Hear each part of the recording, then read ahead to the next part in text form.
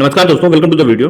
दोस्तों, आने वाले कुछ 15-20 दिन या महीना भी बोल सकते हैं आप, बहुत ही इंटरेस्टिंग होने वाले हैं और चैलेंजिंग भी होने वाले हैं, क्योंकि आप जैसा देख सकते हैं कि टॉपिक में लिखा हुआ है कि गवर्नमेंट मनरेगा को रिप्लेस कर रही है वीबी जी राम जी स्कीम से। ठीक है, तो देखिए यहाँ पे दो चीजों से बवाल होगा। एक तो आप गवर्नमेंट की जो गारंटी है कि आप इंप्लॉयमेंट देंगे, उसको आप वो चेंज कर रहे हैं उसमें रूल्स एंड रेगुलेशंस को लेके। ठीक है, दूसरा नाम को लेके। ठीक है, तो ये जो जी राम जी जो वर्ड है ना, ये बहुत ही कॉम्प्लिकेटेड और बवाल वाला वर्ड है। इसके ऊपर जो है इंडिया में बहुत ही ज्यादा कॉम्प्लिकेटेड इश्यूज होते हैं और इन दो फैसेट्स पे हम देख सकते हैं कि गवर्नमेंट को घेरा जाएगा। और ये चीज देखने वाली इंटरेस्टिंग रहेगी, जैसा कि गवर्नमेंट का ट्रैक रिकॉर्ड रहा है पीछे हटने का।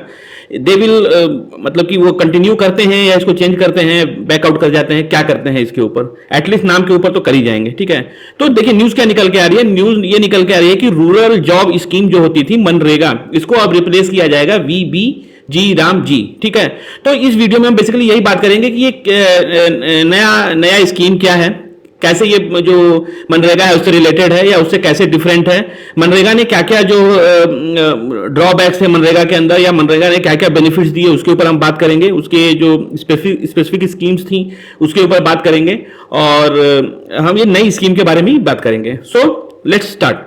तो सेंट्रल गवर्नमेंट ने क्या किया है, पार्लियामेंट में एक नया बिल सर्कुलेट किया है, जिसमें उन्होंने एक नया बिल इंट्रोड्यूस करने की बात कही है, विकसित भारत गारंटी फॉर रोजगार एंड आजीविका मिशन। ठीक है, यहां पे नाम सुनने को लगता है कि ठीक है नाम तो ओके है, बट जब आप उसको एब्रिविएशन फॉर्म में लिखेंगे तो वीबी जी राम जी निकल के आ रहा है। तो यहां पे कॉम्प्लिकेशन है, लेट्स सी, बट ठीक है, पॉलिटिकल इशू है, उसमें हम नहीं इंटर करेंगे। हमारा तो मेन मकसद ये जानना है कि नई स्कीम क्या है और इसके वेरियस प्रोविजंस क्या होंगे। ठीक है, इस बिल का काम क्या होगा। ये बिल जो एग्जिस्टिंग मनरेगा लॉ है, MNREGA, महात्मा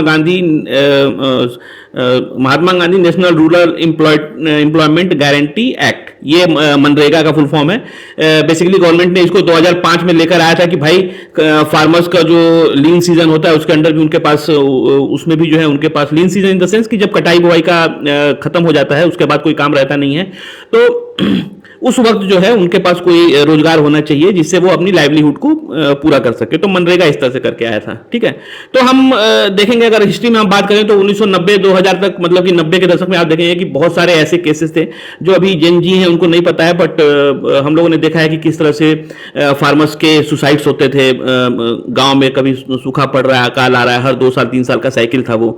फार्मर्स सुसाइड कर रहे हैं। सीजनल अनएम्प्लॉयमेंट, मतलब सीजन में मान लीजिए आपने खेती की, खेती करने के बाद आपको जो कटाई बुआई के टाइम पे जो रोजगार मिला, उसके बाद आपके पास कोई रोजगार नहीं है किसी भी किसान के पास। ठीक है, और महाराष्ट्र जैसे स्टेट्स में जहां पे सबसे ज्यादा केसेस थे फार्मर्स के सुसाइड के। ठीक है, तो इसी को देखते हुए कांग्रेस गवर्नमेंट ने, सेंट्रल में कांग्रेस गवर्नमेंट थी, और आप देखा जाए कि क्या कहते हैं, स्कीम वैसे बहुत ही अच्छी इंटेंशन से लाया गया था। ठीक है, कि जो किसान हैं उनको जो है एक एडिशनल रूल, मतलब एम्प्लॉयमेंट की गारंटी मिल जाए।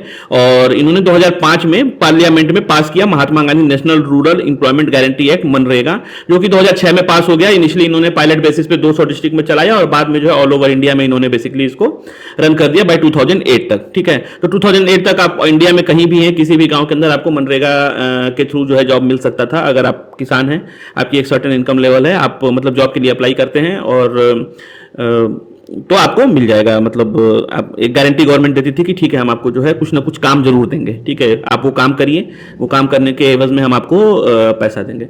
तो इसमें बहुत सारी खामियां थी। आप देखिए कि लाया तो इंटेंशन, गुड इंटेंशन के साथ ही गया था, लेकिन ठीक है हम उसको बाद में बात करेंगे। इसके प्रोविजंस क्या थे, इसमें गवर्नमेंट ये बोलती थी कि हम आपको भाई 100 दिन की गारंटी देते हैं। तो 360-65 दिन के अंदर में मान लीजिए 2 महीने का इनका कटाई बुआई का सीजन रहता है, उसमें जो है मतलब 60 दिन, तो 160 दिन आपको जो है इंप्लॉयमेंट होगा। तो 100 दिन की गारंटी मिलती थी कि भाई आप कोई भी काम करेंगे उसके एवज में गवर्नमेंट जो है वेज देगी। ठीक है, और हर हाउस होल्ड में कोई एक बंदा काम कर सकता है, बशर्ते कि वो 18 साल का या उससे ज्यादा हो। 15 अगर आपने काम मांगा तो आपको 15 दिन के अंदर जो है आपको काम मिल जाएगा, और अगर आपको 15 दिन के अंदर काम नहीं मिलता है तो आपको जो है अनएम्प्लॉयमेंट अलाउंस जो है कंपलसरी है, वो गवर्नमेंट देगी ही देगी। ठीक है, दूसरा ये प्रोविजन था कि 5 किलोमीटर के अंदर ही आपको काम मिलेगा। अगर उससे ज्यादा डिस्टेंस आपको कवर करना पड़ जाता है तो आपको 10% एक्स्ट्रा कंपनसेशन कंपनसेशन जो वेजेस हैं उसका 10% आप और ऐड कर दीजिए, वो उसके अंदर ऐड हो जाता था। ठीक है।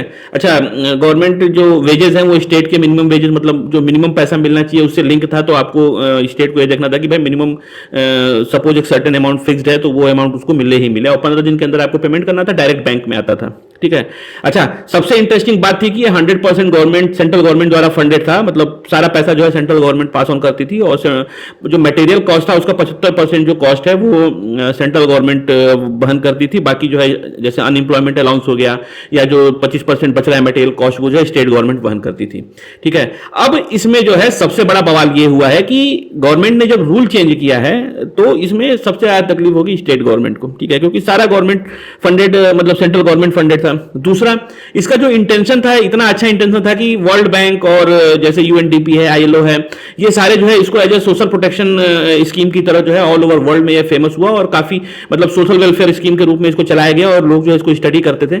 बट आप ये देखिए कि India being a most populous country, यहाँ पे कुछ भी करोगे वो बड़ा ही होता है, ऑल ओवर वर्ल्ड में एग्जांपल बनता है, क्योंकि गवर्नमेंट जिस तरह से इंप्लीमेंट करती है, छोटी छोटी मतलब गवर्नमेंट, हमारे एक स्टेट के अंदर कई स्टेट्स, कई कंट्रीज समाज हैं, इस तरह के पॉपुलेशन है हमारे पास, तो इंप्लीमेंटेशन हमारे यहाँ बहुत होता है और वो स्टडी का पात्र बनता है। तो ये ठीक है, करते हैं। बट आप ये देखिए कि इस पर्टिकुलर स्कीम का रिजल्ट क्या हुआ। मैं मतलब पेपर्स के ऊपर कोई बात नहीं करता, बट सब जानते हैं कि गाँव के अंदर गड्ढा खुदवाएंगे, गड्ढा खुदवाने के भाई यहाँ पे तालाब बनना है, वहां तालाब बनने के लिए गड्ढा खोदने का पैसा लिया वेजेस में, फिर पता चला कि इसको बंद करना है, उसको बंद करने का वेजेस लिया, मतलब गड्ढा खोदेंगे भी हम, उसका पैसा लेंगे, फिर उसको खोदने के बाद हम उसको भरेंगे, उसका भी पैसा हम लेंगे। ठीक है, ये काम करते थे, जो कि आज भी चलता है, सब जानते हैं इसको, मैं कोई नई बात नहीं बता रहा हूं, मैं क्लियर कर देता हूं कि सबको पता है ये बात कि किस तरह से आप गांव के अंदर गड्ढा खोदिए, उसके लिए पैसा लीजिए, और किस तरह से आप फिर उसको वापस से भर के उसके लिए वापस से पैसा ले लीजिए। तो इस तरह से स्कीम चलती है ये।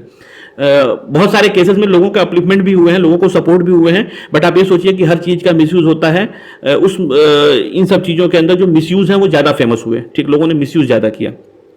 दूसरा, आपको गधा मजदूर बना के छोड़ दिया। आपको प्योरली जो है ये देखा गया कि भाई आपको एज अ मजदूर आप कोई काम करिए, आपको जो है हम जो लेबर कॉस्ट बनता है वो लेबर कॉस्ट दे देंगे। उसको इंटीग्रेट नहीं किया गया कि किस तरह से हम पर्टिकुलर सीजन्स के अंदर फार्मर्स की जो अपनी एक्टिविटीज है उसको जो है हम लिंक करें।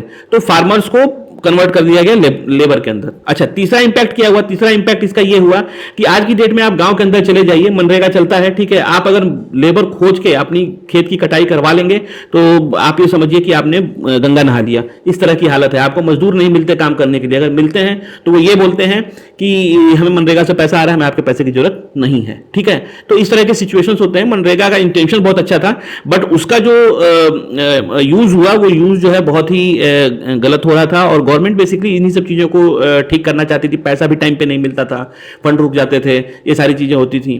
तो क्या हुआ कि गवर्नमेंट फिर बोली कि ठीक है, हम भाई वीबी जी राम जी, मतलब कि मैंने बताया आपको ना इसका नाम शुरू में, इस पर्टिकुलर स्कीम का नाम बताया कि विकसित भारत गारंटी फॉर रोजगार एंड आजीविका मिशन। ठीक है, ग्रामीण आजीविका मिशन करके इस स्कीम का नाम है, और ये गारंटी देता है कि ठीक है। बट इसमें प्रॉब्लम, इसमें चेंज क्या है? इसमें चेंज ये है कि जहां पे आपको मनरेगा 100 दिन की गारंटी देता था, वहीं पे आपको 125 दिन की गारंटी देता है कि हम आपको जो है इंप्लॉयमेंट देंगे। मतलब 100 दिन से 125 दिन, 25 दिन का बढ़ गया आपको। ठीक है। दूसरा इसमें क्या है, इसमें इंटीग्रेट करने की कोशिश किया है कि जो भी लीन सीजन है, मतलब गवर्नमेंट चाहे तो 60 दिनों के लिए, मतलब लगभग 2 महीनों के लिए इस स्कीम को पॉज कर सकती है। तो जब भी मान लीजिए कटाई बुआई का सीजन होता है, मान लीजिए बुआई हो रही है उसमें टाइम लग रहा है, या कटाई हो रही है उसमें टाइम लग रहा है, उस टाइम पे गवर्नमेंट पॉज ले सकती है, कोई काम नहीं दिया जाएगा। आप क्लेम भी नहीं कर सकते कि मेरे को काम नहीं मिला, क्योंकि लीन सीजन क्योंकि एग्रीकल्चर का पीक सीजन चल रहा था और वहां पे आपको काम मिल सकता है। तो बेसिकली ये देखा गया है कि किस तरह से इंटीग्रेट किया जाए, और अगर मान लीजिए फार्मर को जरूरत नहीं है उस पर्टिकुलर की, तब भी इस स्कीम को मिसयूज ना किया जा सके, और हम इस स्कीम की जो बेनिफिट है वो ज्यादा से ज्यादा फार्मर्स को दे सकें। ठीक है। तो बेसिकली क्या है कि भाई फार्मर जो है वो किसान है, वो लेबर नहीं है। आप उसको लेबर बना के छोड़ दिया आपने खाली वो लेबरगिरी कर रहा है, या उसको लेबरगिरी के पैसे मिल रहे हैं, बाकी ऐसे भी पैसे मिल जा रहे हैं, वो काम करना नहीं चाहता है। तो ये सब चीज़ों से बचाने के लिए गवर्नमेंट ने इंटीग्रेट किया है इसको कि भाई हम इस पर्टिकुलर स्कीम को इंटीग्रेट करेंगे और 60 दिनों तक पॉज ले सकते हैं। जबकि मान लीजिए कटाई बुआई का सीजन चल रहा है या पीक एग्रीकल्चर सीजन चल रहा है किसी भी फाइनेंशियल ईयर में, तो हम उस टाइम पे इसको जो है पॉज कर सकते हैं। दूसरा, नाम का मैंने आपको बताया है कि नाम का बवाल तो कटेगा ही कटेगा, ठीक है। उससे कोई नहीं बचा सकता। मतलब आप ये देखिए कि इसके ऊपर बहुत ही ज़्यादा ऑब्जेक्शन आने वाले हैं। और अगर मैं फंडिंग पैटर्न, जैसे पहले क्या फंडिंग पैटर्न था, पहले फंडिंग पैटर्न था कि 100% कॉस्ट जो है बेयर करती थी सेंट्रल गवर्नमेंट और 75% material cost central government bear करती थी। यहाँ पे गवर्नमेंट का प्लान ये है कि जैसे हिमालयन स्टेट है वहां पे मान लीजिए थोड़ी प्रॉब्लम रहती है, नॉर्थ ईस्टर्न स्टेट है वहां पे सेंट्रल गवर्नमेंट पूरा वहन करेगी और 10% जो है स्टेट को बेयर करना पड़ेगा। बट जो दूसरे स्टेट हैं, प्लेन एरियाज हैं, वहां पे 60 और 40 का रेशियो, मतलब 60% सेंट्रल गवर्नमेंट बेयर करेगी और 40% स्टेट गवर्नमेंट बेयर करेगी। अब यहाँ पे जो भी स्टेट गवर्नमेंट की सरकार, स्टेट गवर्नमेंट्स हैं या स्टेट में जिनकी भी सरकारें हैं, उनको सबसे ज्यादा तकलीफ होगी, क्योंकि बेनिफिट क्या कहते हैं, नाम हम लेते थे और क्या कहते हैं, नाम हम लेते थे, पैसा गवर्नमेंट, सेंट्रल गवर्नमेंट देती थी। अब यहाँ पे जब इनके जेब से पैसा निकलेगा तो इनको तकलीफ होगी कि भाई क्यों जो है इस तरह से किया जा रहा है, स्टेट के ऊपर एडिशनल बर्डन डाला जा रहा है, ठीक है। और बट सेंट्रल गवर्नमेंट भी कहाँ से पैसा लाएगी? स्टेट गवर्नमेंट के पास मशीनरी है जो कि टैक्स कलेक्ट करती है, वो फिर सेंट्रल गवर्नमेंट को देती है। तो यहाँ पे बनता है कि 60-40% का रेशियो का डिवाइड होता है। It is far better. और यहाँ पे जो है आप ये देखेंगे कि इसके अच्छे रिजल्ट ही निकल के आएंगे, ठीक है। तो गवर्नमेंट का बेसिकली ये है कि भाई जो रूरल एम्प्लॉयमेंट है उसकी गारंटी दी जाए, क्योंकि 2 महीने तक तो ऑलरेडी फार्मर के पास काम रहता है, कटाई कर रहा है, बुआई कर रहा है, उसके लिए काम रहता है।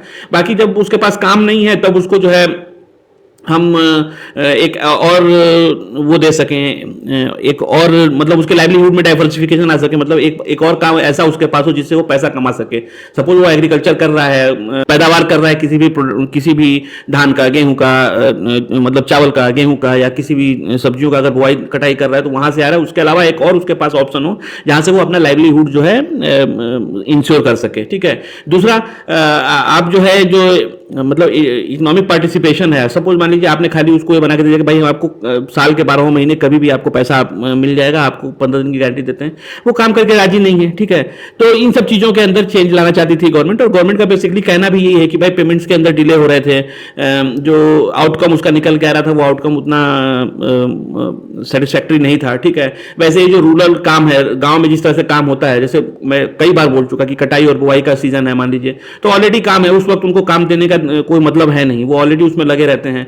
तो आप जो है डाइवर्सिफाई कर दीजिए उनको कि ऐसे टाइम पे ये स्कीम चलाइए या ऐसे टाइम पे इस स्कीम का पैसा डिस्ट्रीब्यूट करिए जब वाकई में उनको जरूरत हो उस पैसे की, ठीक है। और जैसा कि मैंने आपको बताया कि कोई भी काम करके राजी नहीं है, मतलब आप कभी भी कटाई बुआई आपने कराई, आपने मान लीजिए खेत में बुआई कराई हुई है, आप उसको कटवाना है तो आपको लेबर नहीं मिलता। तो इससे क्या होगा, इससे ये भी इंश्योर होगा कि मान लीजिए सपोज कोई लेबर है, उसके पास अगर जो मनरेगा में मान लीजिए आज लगा हुआ है या आगे जो इस पर्टिकुलर स्कीम में जो विकसित भारत स्कीम जो रूरल गारंटी है उसका जो स्कीम है उसके अंदर उसको जॉब मिलेगा, तो उस टाइम वो खाली रहेगा और वो जो है मतलब लेबर की अवेलेबिलिटी भी लोगों को मिलेगी। तो इन सब चीज़ों के अंदर आप जो है अच्छे से इंटीग्रेट कर पाएंगे, मतलब उस टाइम भी लेबर की अवेलेबिलिटी आपको मिलेगी। तो यही था इस स्कीम का कि क्या गवर्नमेंट करना चाहती है, इस स्कीम के क्या प्रॉब्लम थे और उसमें क्या सुधार करने चाहिए थे, क्या होना चाहिए था, वो सारी चीज़ें मैं आपको बताना चाहता था। बाकी वीडियो अगर आपको इन्फॉर्मेटिव लगा तो do like and subscribe. We will meet in next video. Till then thank you, tata, bye bye.